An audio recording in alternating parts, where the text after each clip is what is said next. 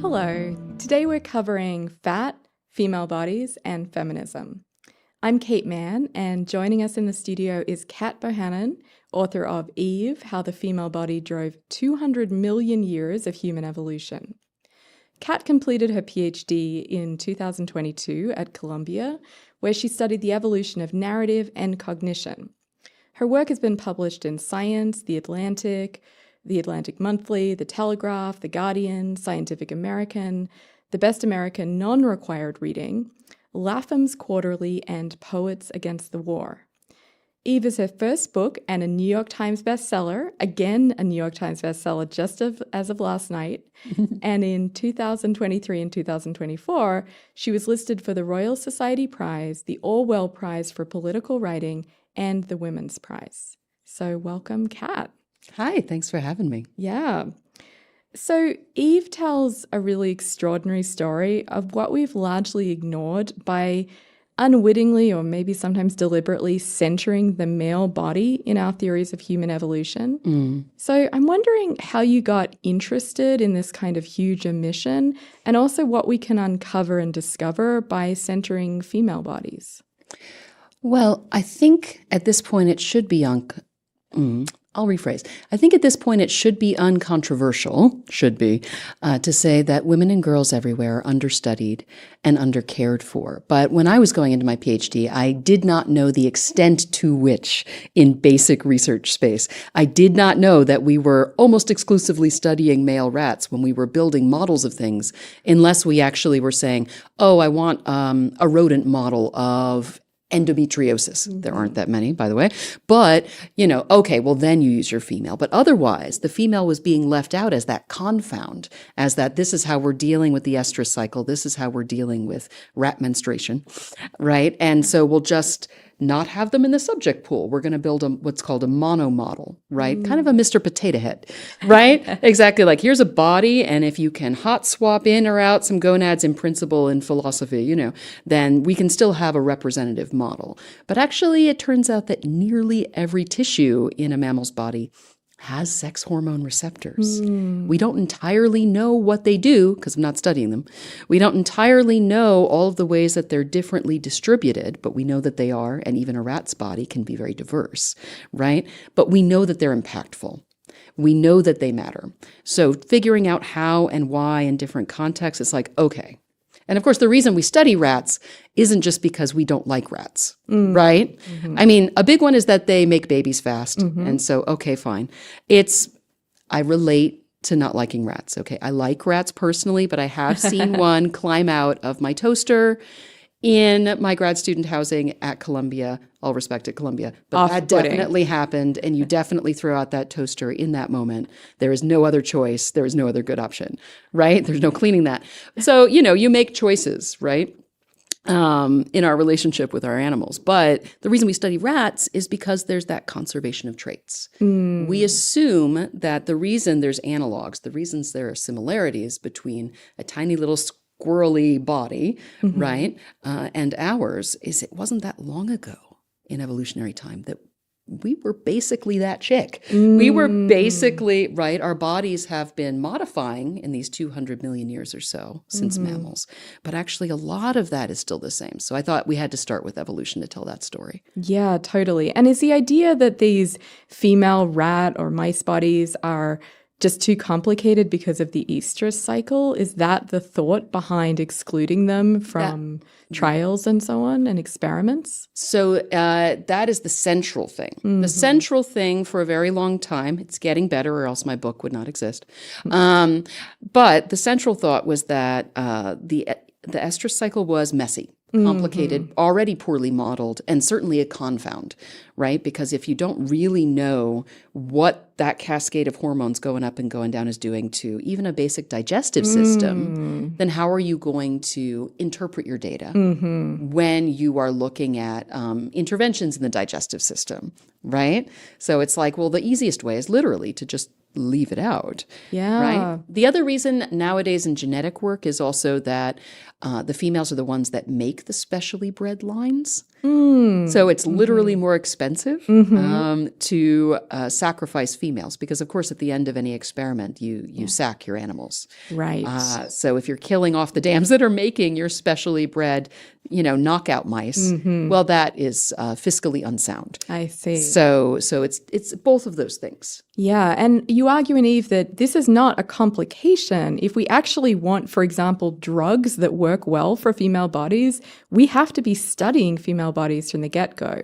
So I wondered if you had a few examples of where we have actually really let contemporary women down in terms of dosage, in terms of medication, because we have been thinking of the female body basically as an annoying complication rather than as half the population approximately who needs to be have our needs met and studied in order to cater to what we need.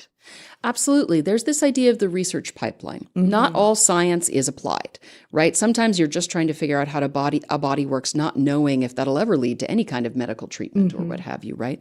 So we had this problem, this knowledge gap for female bodies in basic science. But then the idea is this is where you get your potential treatments, your potential queries for what if this kind of intervention would improve the health of such a body, right? So now even into applied science, you have a lack of female knowledge. You're generating a lack of possible treatments that would especially benefit females, or even knowing how they might work differently in females. Then you get up into your human clinical trials, right? And until the 90s, actually, so for decades, we purposefully were not studying human women of reproductive age because we were afraid that we were going to screw up their babies. Now, as a woman, I would love to be cared for regardless of whether or not I make a baby. Just sliding that across the table as a thing, that fetocentric thing is an issue, but okay. But nevertheless, it's not like it's a bad idea to try to reduce birth defects. Sure. In a clinical trial. It's like, there's not a bad actor situation. But of course, that meant since reproductive age is age 11 or so, all the way up to in your 50s, that's most of our lives. Yeah. And so that meant that for decades, while drugs were coming onto the market, they may not have been tested in females at all, from rodent to higher primate to human. And so we were the subjects for a very long time. The FDA has changed its rules. The NIH finally changed its rules, saying you have to study sex as a biological variable. Hopefully we'll still be allowed to do that given what's on in the NIH right now. We'll just set that aside. But yes, so there were many things that happened. Now I'm finally going to answer your question. There were many things that went down that were obviously bad for female patients being guinea pigs on the market. Opioid drugs was a big one.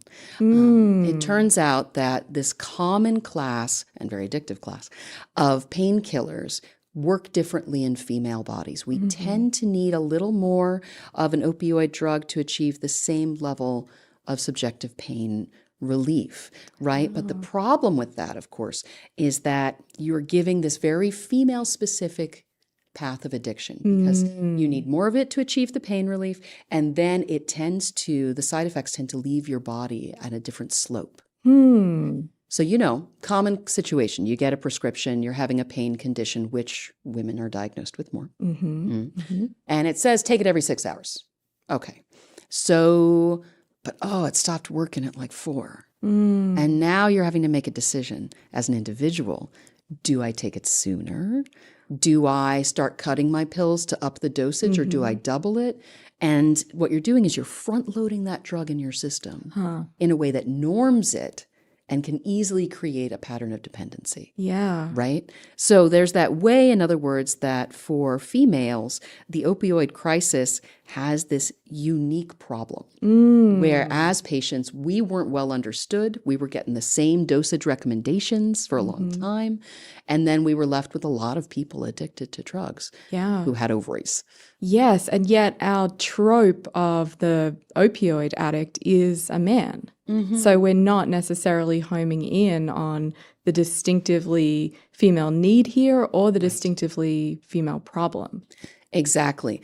It is true that for many patterns of substance abuse, you see more male patients, right? No one knows entirely why, but it is absolutely true that women are very strongly addicted to opioid drugs, and the way that they get there can often be a bit different than how a male patient gets there. Yeah, wow. So, in some ways, I see your work as kind of continuous with feminist philosophy of science. So, there are lots of examples of the kind of way that androcentric bias has distorted some of our observations over the years, or really just affected to the questions that we're asking about mammals. So, we also have these nice examples in feminist philosophy of science that are now kind of classic, where a stereotype of passive femininity meant that we misunderstood things like fertilization by thinking of the egg as this passive thing just sitting there waiting for the sperm to come. For the active, masculine, robust, vigorous sperm to do all of the work.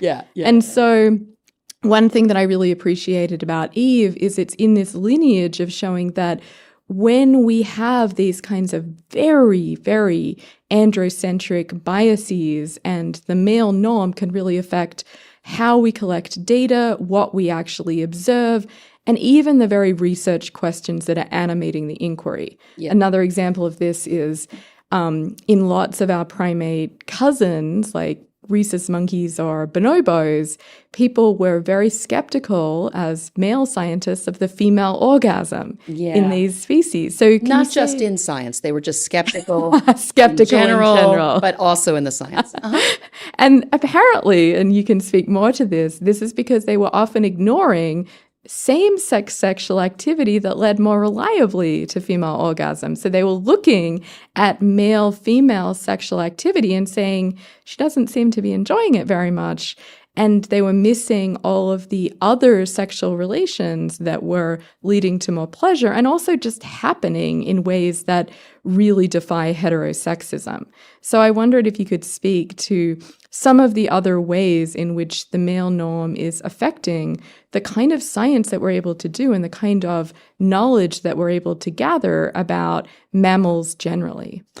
So the male norm is a thing that we are trying to fix from the ground up right now in biological and biomedical research, right? And so that's saying, okay, we don't always know when sex differences are going to matter. Seems to actually vary in terms of impact tissue to tissue. Need to figure that out. Again, couldn't figure that out unless, right? Because again, differently distributed receptors, different impact over time. So absolutely. So that's really a basic modeling problem. Like if you don't know when it's an impact, you have to study it so that you can know when you don't have to ask, right? There's that just groundwork happening in bio.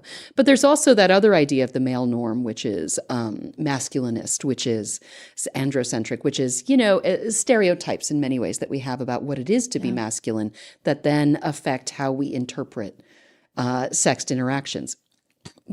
For example, it's absolutely true in a sexuality behavior space that we did make those hetero assumptions forever and ever, and we still do because of a queasiness, because of a discomfort, because of obviously homophobia, all the things, right?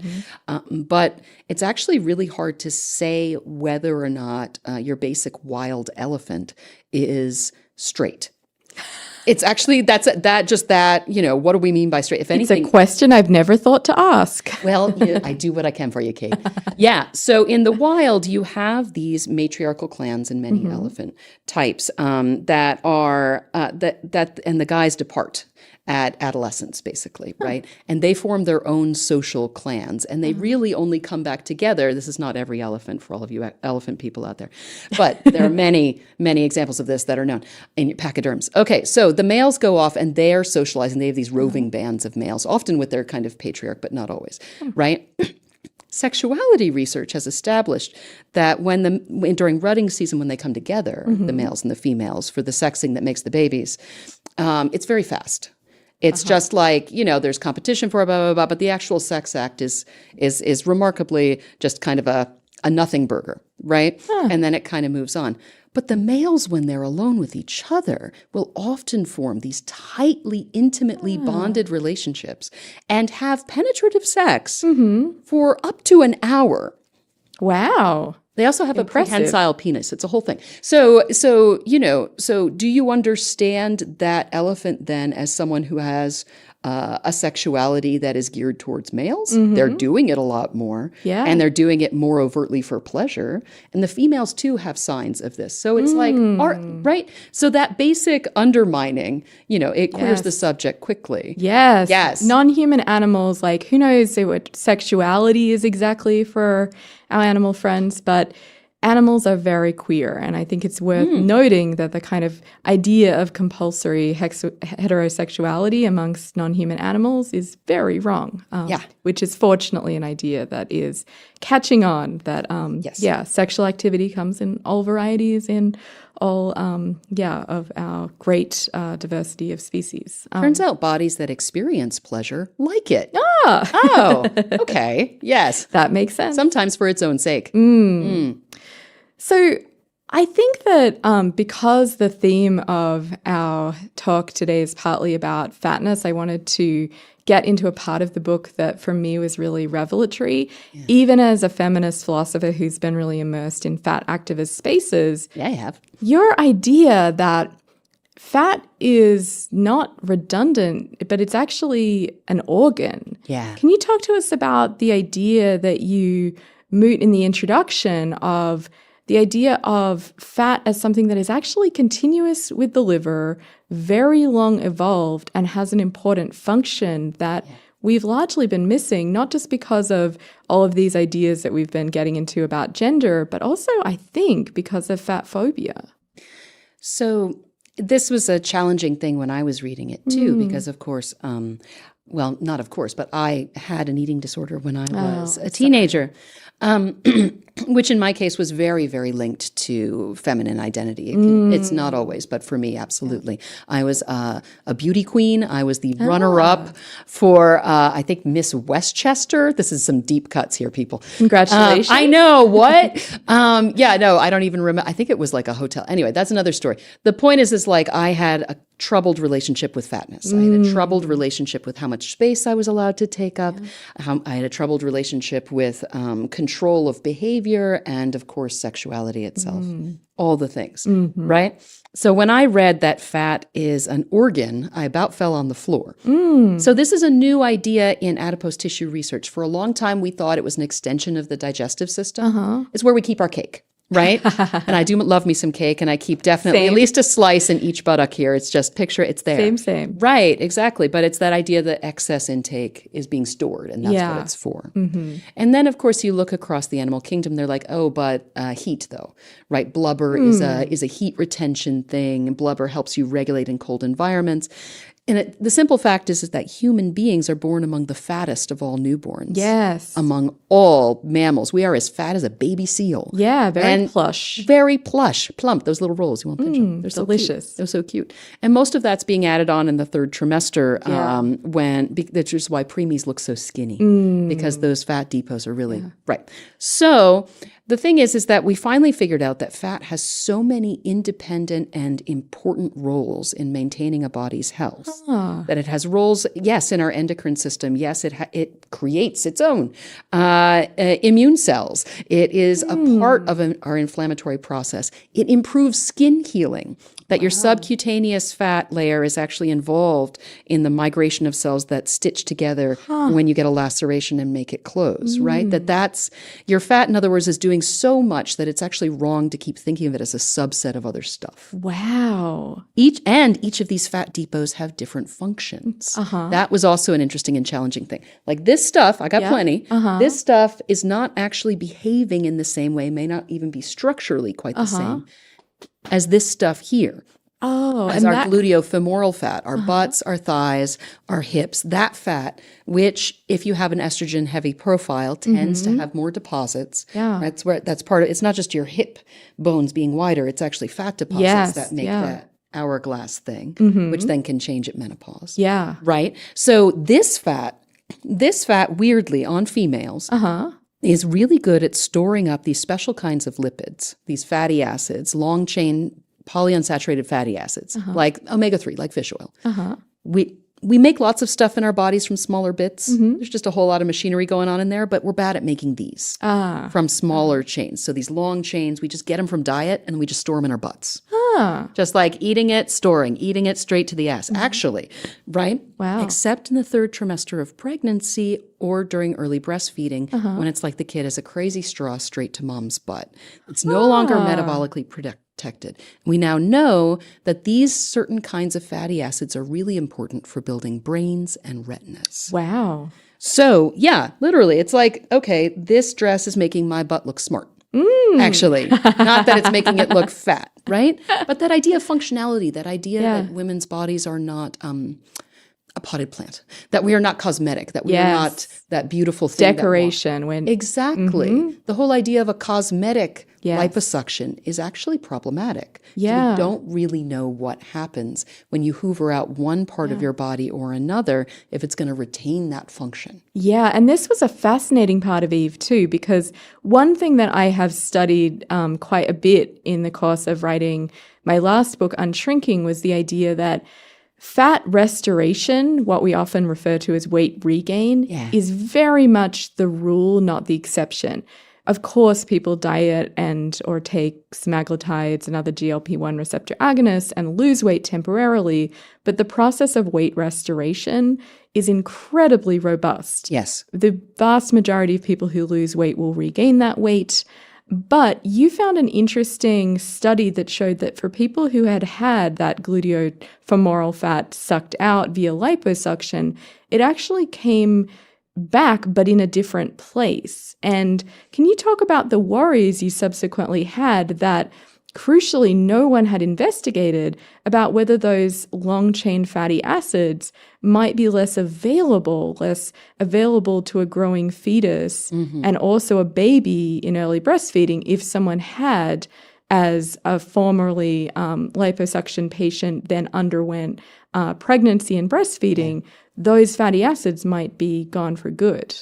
Absolutely. So I think one of the really interesting and challenging things about treating all of your different fat depots, your visceral, your subcutaneous, your the stuff around your heart, that we have all of this fat. All of it is fat, but it behaves differently. We have different types. You've probably heard, more visceral fat actually is worse for your major organs than a more butt fat. Yeah. We've heard that. But that isn't just because of where it is. It's not a proximity effect.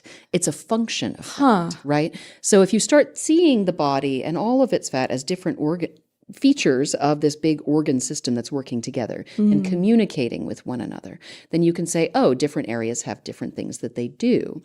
If you liposuction gluteofemoral fat from a mouse, you can give it type 2 diabetes almost instantly. What? And that's not necessarily true of performing the same procedure on different fat depots, which is to say your adipose tissue, our adipose tissue, has this long evolved feature of being deeply involved in our glucose sensing, in how our cells respond to local energy body-wide. But weirdly, maybe our butts especially. Fascinating. Right. So in other words, it's like we're only just learning about what our freaking fat on our butts do, finally, across mammals. And, okay, so then again, what is cosmetic? We know, and it wasn't just about gluteofemoral fat, it was many types of liposuction. If you get liposuction on an area of your body, the way it's done now with the canalization, it disrupts the kind of tissue structure. There's and maybe it's because what you do is you stab it a lot. That's a thing. Maybe it's the stabbing. Maybe it is the stabbing. We know Words to live by. Yeah, right. Maybe it's the stabbing. Don't boo with the stabbing. So it disrupts that tissue structure. It won't regain there, or at least not as much. But you will regain a basic level of fatness in other fat depots, right? So it's often upper abdomen. Sometimes it's in your arms. Depending where you initially had your liposuction, you'll just see other fat depots grow. But this is a very, very popular place for women right now to have liposuction. Yes. Lower abdomen, absolutely, but also our thighs, our hips, our butts, or worse, the Brazilian butt lift, where they suck fat out of your stomach and then inject it into your buttocks in the hope that it will then situate there and then grow. We don't know if it then functions like more butt or if you now have like a bit of stomach adipose tissue functioning that way on top of your regular gluteofemoral fat, and how your butt fat feels about that. We don't know. It's just generally a bad idea. It seems like we ought to know. I mean, this is the other thing that I think is really worth discussing in this vicinity, which is, I mean, obviously there's been a huge proliferation of GLP-1 receptor agonists, semaglutides, and other related classes of drugs, so Ozempic, Wegovy, and so on. Are you worried about what we don't know when it comes to the effect that these drugs will have, particularly on female bodies, and particularly bearing in mind that at the moment, between 75 and 81% of people taking these drugs are female? Yeah. In a short answer, yes, I am worried. Yes, of course I am. That's a theme for me. I am a concerned person. But like you, I have that basic shared goal that I would like to reduce suffering. That is, it's kind of the only goal worth having, frankly. So I'm really excited, like you, about its potential impacts for people with type 2 diabetes. Absolutely. Because that is a condition that actually involves a lot of suffering. Yeah. A lot. It's a very exciting drug from that perspective. Exactly. And there are a lot of people in the medical space who are also excited about its other potential applications. There was that beautiful paper that showed a reduction in measures of heart disease. Even before weight loss, so presumably independently of it? I think the measures increase over time, but again, we don't know what's cumulative. Is it the weight loss that's producing that effect more cumulatively over time, or is it, we just don't know. Yeah. But it's good reason to be excited. But that study, you and I looked at it together a few months ago, only I think 23% of the subject pool was female. So in other words, we're learning a lot about how Ozempic can help men. Cis men are being really helped by Ozempic across many different measures, right, of bodily health. We also know that the majority of the users are female and surely are getting some benefit, but do we know that they're getting the same and to the same degree? And how does that change how we feel about risk for side effects? Yes, and actually a recent research paper just published in Endocrinology in February of this year showed that the fact that we lack preclinical data with respect to female bodies on GLP-1s, and also often there are limitations in things like sex disaggregation, where you break the data down according to gender or do appropriate analyses, it means that we often lack information about, are these drugs affecting women more when it comes to things like depression, anxiety, a potential, though controversial, link with suicidality? There are really big unanswered questions that part, I think, of the upshot of Eve, especially in that introductory section, is we haven't thought to ask because, again, we're centering male bodies in a way that is deleterious for female health and all kinds of ways in which we're being underserved epistemically. Absolutely. Absolutely. I think on the one hand, everybody who has a body has the right to make choices about that body, including choices that might not immediately lead to obvious health. Yeah. Okay. Yeah, absolutely. Great. But it's also true that you can't really make informed decisions when the clinicians advising you themselves are working with poor guidance. Yes. So we need to acknowledge when the guidance is poor. We need to think of it as more of a collaborative process, and we need to fix that research pipeline. Yes, absolutely. So I'm going to shortly get into a little bit of a rapid fire for you, which I think will be fun. But before that, I wanted to ask a question that I think is really important to ask in this political environment, which is one of the things I really admire about Eve is your holding together of three thoughts: that we need to be more attentive to cis female bodies, but that gender essentialism is flat wrong. So you point out that the process of genital differentiation, for example, in fetal development is a pretty small and glitchy process. So glitchy. And also we need to, thirdly, I think, be much more curious about trans women's bodies and the bodies of every gender marginalized set of people who are often radically understudied and underserved in much the same way. So I wondered if you could talk more about how we hold those thoughts together and how we avoid gender essentialism and, frankly, transphobia while centering female bodies in a way that is salutary. Well, in some ways, there is just like a basic math problem. right? What is a representative sample? Yes. Right? There are many troubling ideas with what counts as a representative sample. Quite a lot of clinical trial subjects continue to be white. There's many things. There are many issues. Totally. But the basic idea that you're trying to model a generality about the body, if you're building a medical model of something, right, then you should have a more truly representative sample in order to make claims, right? So if you're leaving out literally half the population, right, actually quite a bit more than if you really think about it, but at the basic premise, then you're really not getting a representative sample, okay? So you're doing your math wrong, right? So let's all agree in the sciences, let's do the math right. There's that. There's just basically that. In terms of the care for people who have bodies, well, if you have a body, it deserves care. Yes. It deserves care. It deserves kindness. It deserves attention. It deserves knowledge. We throw out these buzzwords like individualized medicine, right? But then we forget that, bodies are really diverse. You can't produce individualized medicine Yes. if you don't actually have this factor is important. Oh, this factor is important. So I think that trans populations are radically underserved. I think that, like anybody else, they absolutely deserve care. Yes. And they deserve care that is suitable for their needs and desires. 100%. And they're only going to get there if we know what's up in a body like that, right? And perversely, trans women are going to make both menopause suck less and also make older cis men die less. Tell me more about that. Exactly. Yes. Well, maybe just in their generosity, just carrying the bodies. No, but in like the medical space, right? So there was this beautiful study.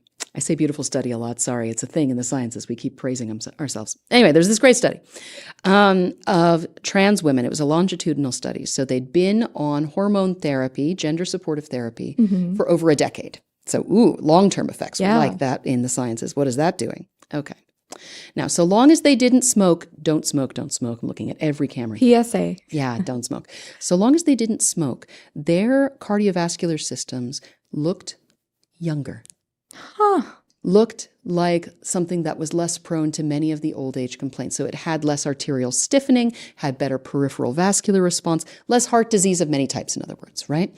Okay, because of, presumably, compared again to their cis male peers. That's the control, right?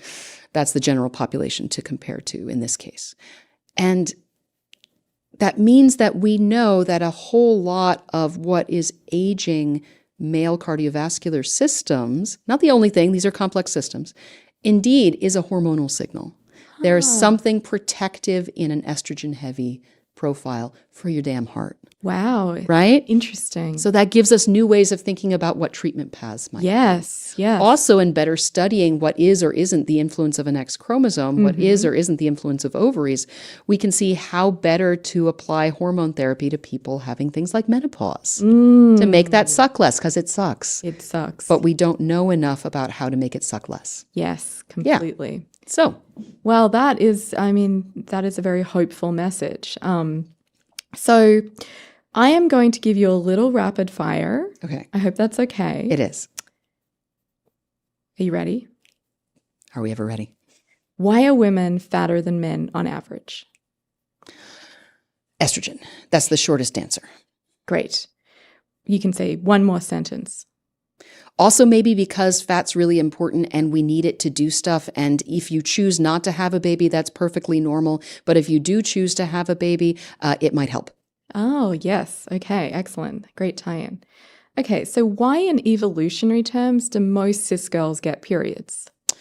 Because human pregnancy is shockingly difficult and costly in that biological sense. And yes, dangerous can be. There's a high risk profile. Human pregnancies are longer and harder and more prone to dangerous, crippling, and sometimes deadly complications for mother and offspring than it is in almost any other primate. Except for a squirrel monkey. We feel bad for her, but almost all of them, almost all of them, yes, are having an easier time of this than we are. And there are many reasons for that. It isn't just that we are trying to squeeze a watermelon thing out of a lemon-sized hole, but also that. So that's your obstetric dilemma, but also our placentas are really invasive. And so that has a lot of knock-on effects. That got really long, but yes. But so the shedding of the... Oh, I didn't answer. Yes. Yeah. So we're one of the only types of species that build up our uterine lining, and that's the stuff we shed, our endometrial lining, whether or not there's a signal from an embryo coming down the pipe.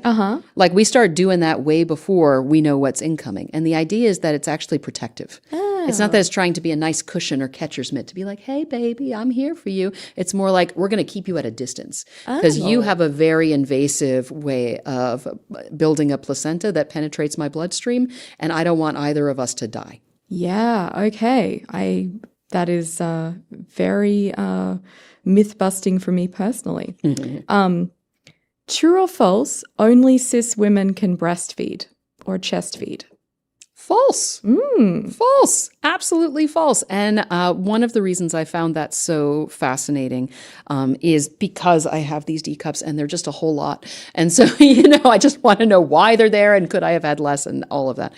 So one of the things that I found really interesting is that trans women and non-binary folk who want to chest feed and haven't given birth themselves for various reasons take the exact same hormonal protocol. I think it's called the Newman-Goldfarb protocol. Hope that that's right. Which is a series of hormones to basically mimic pregnancy and birth, so over many months, and it triggers lactation. Whether or not you have ovaries, you can trigger lactation with this hormonal signal over time because we're mammals. And we are longer evolved to produce milk in this basic chest wall formation, than we are evolved to make boobs that look like this. Right? So, it gets the signal. It's like Paul Revere, oh crap, baby incoming, better make milk. And yes, absolutely. And the milk that is made by a body that doesn't have ovaries seems to be exactly the same. Bodies are so cool. Yeah. That is so cool. So why did we evolve as mammals to produce milk in the first place? Short answer is always we don't know because we don't have a time machine. But I think the first and primary reason was because it provided an immunological boost to our babies. Milk wasn't this long process for early mammals. It was probably a few sweaty drops that came out. And that's still true in the duck-billed platypus. They don't have nipples. They just take with their little tongues through their beaks. They go off these sweaty patches on mom's belly. And that's how they have their first milk. And it's really dense in immunological material. So it's basically helping them be infected less while their immune systems are still developing, right? So all of that other stuff, like the food thing and the fact that it gives you water, which is helpful because we need a lot of water, right? It's over 90% water, human milk. So those evolve later. Very interesting. That must have been handy for little Morgie, your weasel rat type beastie, the first Eve you mentioned in Eve, who was in a very dirty burrow. Very much so. We think a lot of early mammals were little burrowing bitches. I can say that because we call females of certain types, but also, So she was likely a burrowing type. She was a genus of all different types of creatures, very successful, found her all over the world, fossils. And she, we assume that she lactated. We have reason to believe that she did. Still laid eggs though. Yeah. So the milk comes before the egg. Very interesting. Well, we've answered that one. So how and why are human pregnancies so very dangerous? Okay. The how is varied. A lot of people immediately think about the birthing process where the baby comes out of the body, which is a good thing, to not stay in there forever. So you have to come out, and you come out, and if you're not getting a C-section, you're coming out through this bony opening, right? And that bony opening in our body type is quite small. And that was because we evolved to walk upright. Our pelvis used to be like this. Now it's like this. And weirdly, it closed the hole a little bit in the bottom. Yeah, you're looking at me there. That's the head coming out. Just right. Yeah, I know, right? And so we see that happening from Lucy forward, 3.2 million years ago forward. Those Australopithecines, bigger headed babies, smaller hole. We think that's a problem. So getting stuck's a problem for sure. Getting stuck is an obvious problem. But actually, the really challenging part is those 9 months before. And that's because we have that really invasive placenta. Oh, So the placenta is doing everything it can to get as much material to the baby. yeah. Right? It's so it's effectively in competition for resources with the mother's body. There's that maternal fetal competition, which seems to be driving quite a few of what we think of as complications. Preeclampsia, HELP syndrome, any of a host of things that go wrong when effectively the balance between the baby pulling resources and the mother's body trying to survive, it comes into great a conflict. Yeah. Yeah. Wow. Yeah. Okay. So that's where that's mostly coming from. The other place it's coming from is racism in the clinic, where you see Black American women dying more. That's a big part of our maternal mortality. And of course, just lack of knowledge. Yes, absolutely. So, true or false, women are less athletic and weaker than men across the board. Oh my God, super false, extra false, double false. Absolutely so.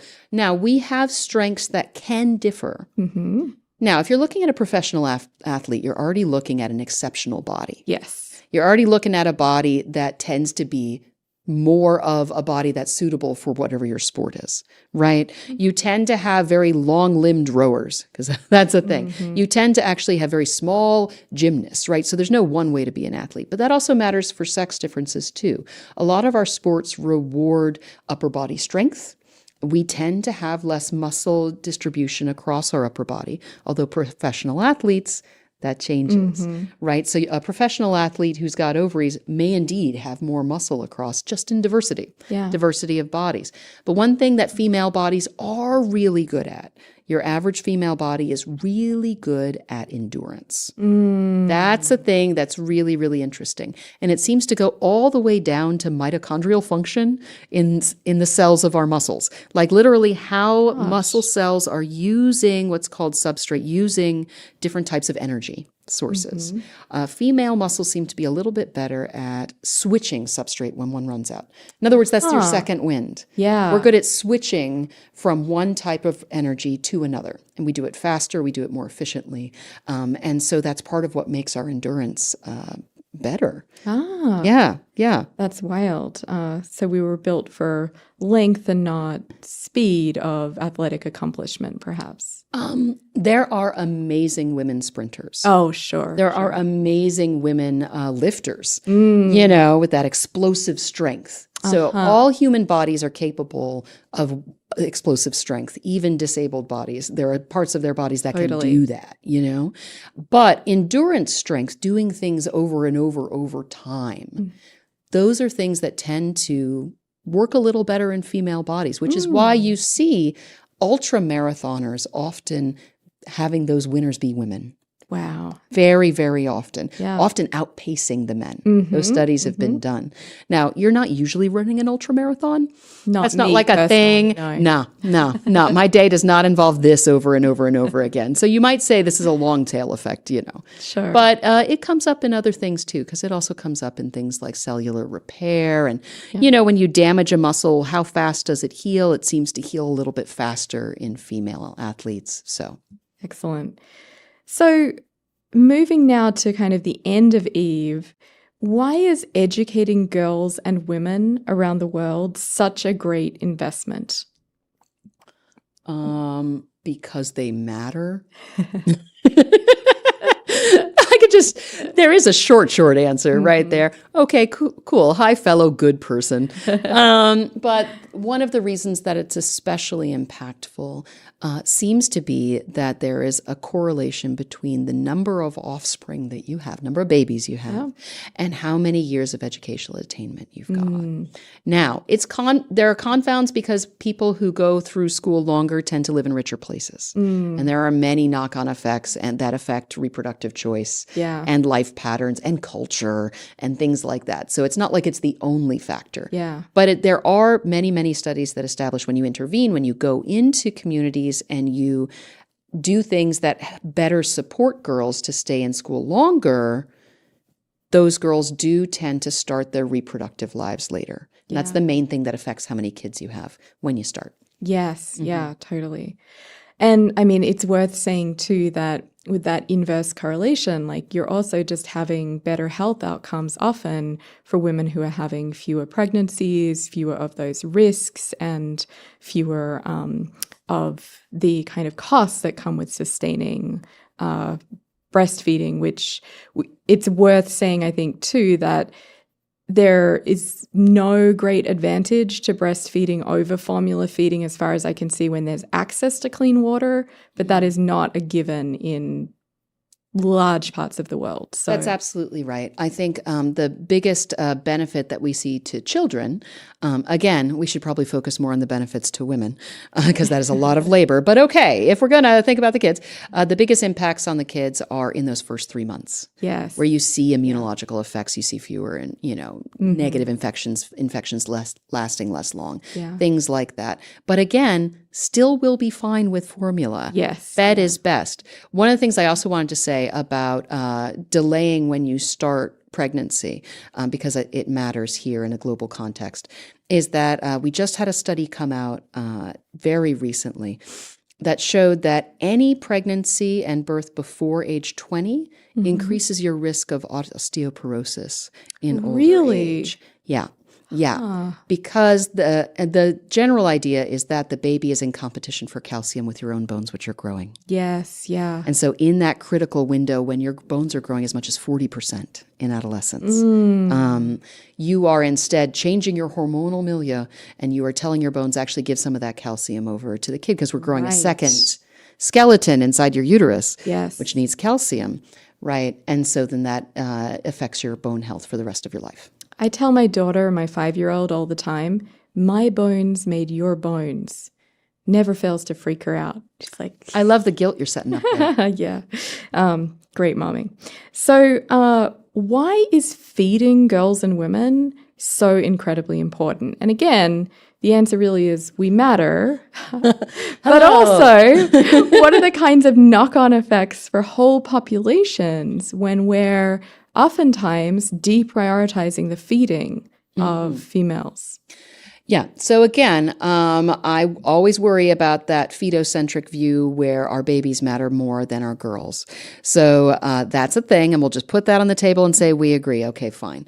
It is nevertheless true that the nutritional status of a pregnant person massively impacts the development and growth of that baby, not just in the womb, but in fact for the rest of that kid's lifetime. And I'm not just talking about how people who are suffering famines tend to have kids who will grow up and develop diabetes and other metabolic syndromes, which is an epigenetic shift and is an interesting thing, and a horrible thing. It's also simply true that it's really expensive to make brains. Yes. Actually. Yeah. I know we have leadership right now that's really obsessed with IQ, and there's definitely some racism in there, and there's a whole thing. IQ is evenly distributed across populations. Thank you. But it is true that literally building a brain, it is among the most metabolically costly tissue in your body. Your brain is like a sports car inefficiently running in your head and producing exhaust all the time. It's just hard to run this thing. It's a supercomputer that basically runs on sugar and fat. So if that's the case, having a mother that is poorly fed, whether it be poor quality food or quantity of food, is inevitably going to affect the development of that brain in her womb. Yeah. And you worry about not just conditions that we might think of when it comes to food deprivation worldwide, but you also argue in Eve that dieting is something we should be quite concerned about, and the increasing trend that we're seeing of pregnant bodies remaining thin and breastfeeding bodies or chest feeding bodies remaining thin. What should we think about these kinds of seemingly, arguably autonomous choices to remain thin during all of these processes, but the social coercion that goes into it?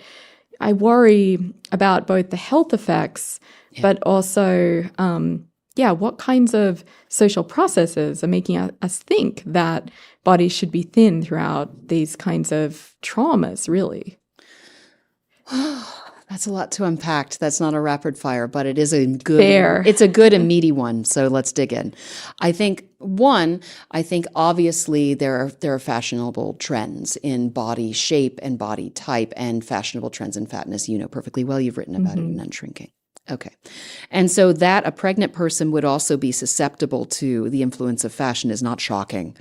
That a pregnant person would be susceptible to the influence of sexism, not shocking, right? And then there's also that basic thing where your body is changing a lot if you're pregnant. You know, when you get knocked up, a lot of stuff is going down. It's not just in the womb. There's no part of your body that's unpregnant if you're a pregnant person.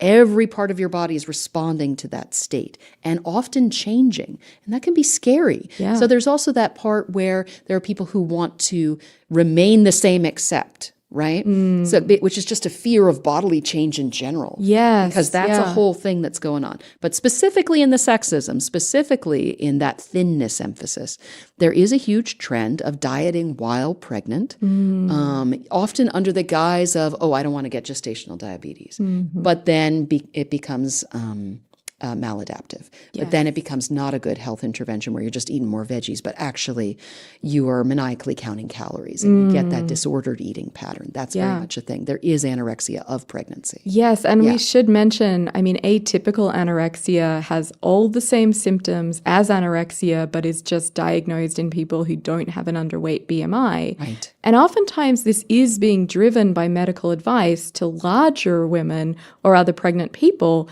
not to gain any weight or even try to lose weight during pregnancy, which strikes me as advice that ignores the way that pregnant bodies need an awful lot of nutrition and yes, they do. Are doing something very difficult.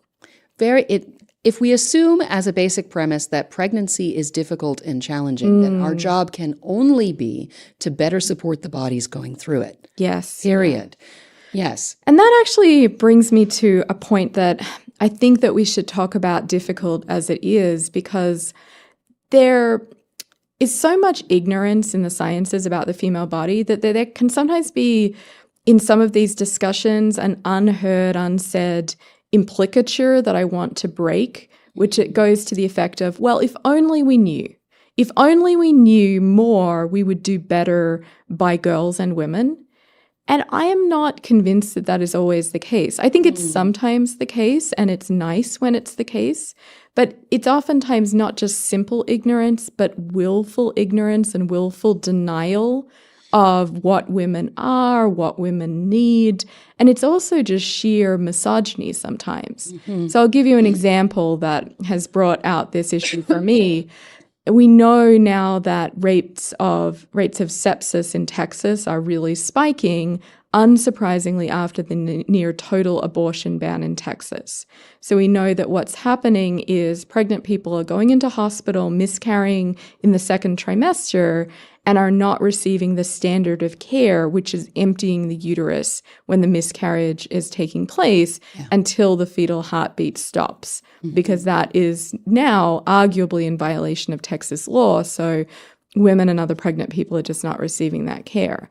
Now, have politicians gone and said, okay, well, we need to fix this because we now have a dying fetus, tragically, and a dying pregnant person, typically a woman, on top of that, so we need to fix this.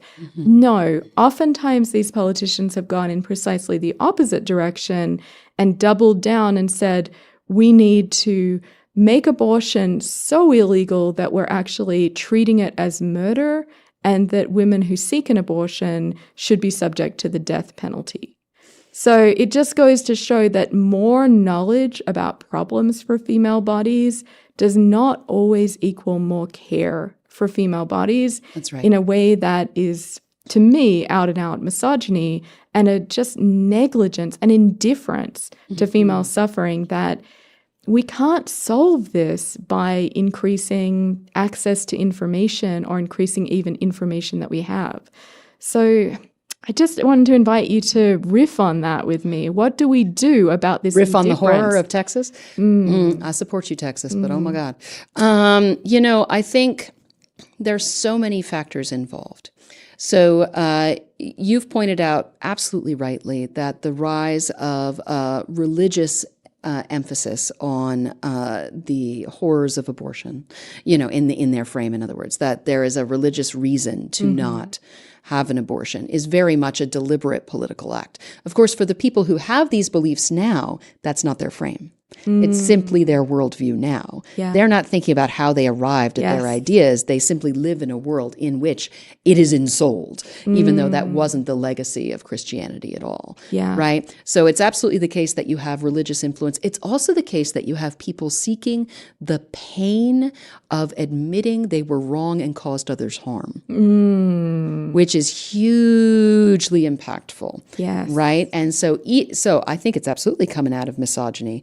I think it's absolutely coming out of straight up hatred for women and punishing women for being women, and certainly punishing women for sex. Yes. But it's also the pain of admitting you did a terrible thing. Yeah. And now people are suffering horribly. Yes. And it's your job to fix it. Well, to fix it, you would need to admit that you did something bad. Yeah, that you caused a harm. And even that is hard for people to admit. Yes. Yes. It reminds me actually of the founder of germ theory, who was simply pointing out that for nurses and doctors to be moving from cadavers to patients was spreading disease. And so he figured out that instead of this being this inexplicable kind of humors going nuts or whatever, it was that there were bacteria and viruses that were jumping from ill patients to patients who would then pick up these illnesses. And also, again, patients post-mortem cadavers were a huge source for disease. So he said, guys, wash your hands. Yeah. Now, did people welcome this theory with open arms? Did they say, oh, I've been causing harm, shame on me, I should change my ways, and I didn't know better, but now I do and I'll do better? They did not. He was kicked out of the medical establishment and died and ended up in a pauper's grave, absolutely disgraced despite his intervention, or indeed precisely because of an intervention that suggested people were causing harm, and they didn't want to hear it. Yeah, it's horrific. It's horrific. The history of medicine has all kinds of fun stories like that. Yeah. Absolutely. I think it's absolutely they didn't want to admit they caused harm. It's also that it was a paradigm shift in understanding how disease works. It's breaking your present worldview of what bodies are and how they exist in an environment and changing it. And frankly, I think that that's something that's happening in our study of the biology of sex differences. Yes. We're actually forming a new paradigm in understanding how sex is diverse, how sex is bigger than a binary, how sex is, yes, influential. And there is this basic assumption about human pregnancy that it's non-harmful except in rare cases. Yeah. But now that we're better studying what pregnancy does in long-tail effects and short-term, we now know that there is no such thing as a risk-free pregnancy. We now know that there are absolutely harms that are often caused by pregnancy itself. And that's a different understanding of what pregnancy is. Part of the reason that there are people who allow a 12-year-old girl to give birth, which of course could never be freely chosen, dear God, right, is because of the assumption of no harm, right? That it's natural, it's beautiful. It's natural, it's beautiful. Of course, the child's ensouled, all the things, depends how religious you are. But the basic idea is that it'll be a little uncomfortable for a while, but then she'll be fine. Yeah. But no, she's going to have health effects for the rest of her damn life. Yeah. Especially because it's a pediatric pregnancy. Yeah. So on that kind of grim note, I want you to give us a little hope by thinking about deep time in the way that you do. Like, in a way, the message that I find very salutary as someone who only studies a tiny blip of human beings, like in the last 100 years or so. Yeah, I know. It's like nothing. It's great. Yeah. Like, do you think, kind of, as you put it, zooming the camera out to a broader and indeed like dizzying amount of time helps us think about these things in a new way, so that we can see, firstly, how hard paradigm shifts are, but secondly, maybe in the grand scheme of things, we are making some progress towards gender egalitarianism, taking women's health seriously. Lift us up. Yeah, I'll do what I can. I know we are living in a garbage fire right now, but I will do what I can to lift us above those flames briefly, or at least clear the smoke a bit. I use the camera metaphor because everyone uses technological metaphors, don't we? It really literally is a matter of perspective. You can only see trends over time if you give yourself a window of time to see, right? We know that by many measures, the rights of people of many genders have been improved, and we've moved towards more gender egalitarianism over the last few decades. Yeah. But actually, if you pull back again, you can again see, oh, actually, we've been doing that. That trend is continuing with some eddies, some pushbacks, yes, and cultural differences, yes. But, for 100 years, actually, 500 years. Oh, actually, maybe a few thousand. Oh, all of human history, right? That you can see evidence of innovation in culture and different types of what we might call rights, whatever those are. But certainly living a life that is more equal among genders. But if you pull it back even further and you say, what about the biological angle? You can actually see in hominin skeletons over time, so now the scale we're dealing with is millions of years, you can see evidence of a reduction in male-male competition. You can see the males' bodies literally getting smaller while the female skeletons get bigger. That they're literally, our freaking bones are getting more sex equal. And these Tom Cruise canines, these guys, they're not the big hanging things. No, so males in most primates use these for flashy competition. The big fangs, right? Even chimps still have them. We lost them over time. No more show teeth. No more show teeth, absolutely. If you read my book, you'll see there's also some evidence among testicles and penises, but I'll let you read that on your own. There's soft tissue evidence. The point is that the major story our bodies tell is that we move towards sex and gender egalitarianism, and that is a deep trait of the hominin line. Well, that is good news. Yes. I think we are at time, but I just want to thank you so much for your expertise, wisdom, and incredible imaginative storytelling that has really allowed me and so many others to get a better grasp of women. Thank you, and thank you for your work too. Unshrinking was amazing. Thank you.